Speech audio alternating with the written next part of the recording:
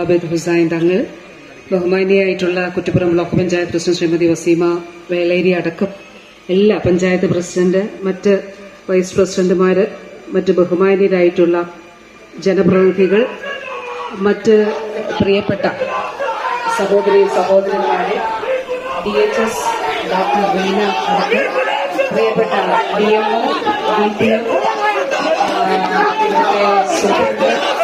പ്രിയപ്പെട്ട ആരോഗ്യ പ്രവർത്തകർ, സഹോദരി സഹോദരന്മാരെ, സുഹൃത്തുക്കൾ,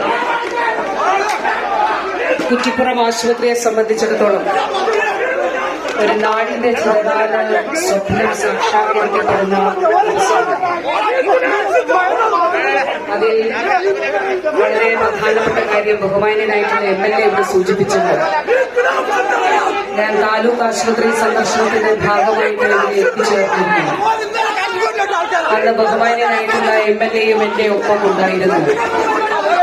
ആ താലൂക്ക് ആശുപത്രി സന്ദർശന വേളയിൽ ഒരു കാര്യം നേരിട്ട് ബോധ്യപ്പെട്ട കാര്യം, ദേശീയപാത 66-ന്റെ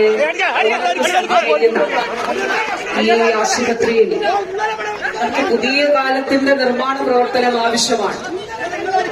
ആ നിർമ്മാണ പ്രവർത്തനം യാഥാർത്ഥ്യമാക്കുക എന്നുള്ളത് ഒരു ലക്ഷ്യമായി ഏറ്റെടുത്തു.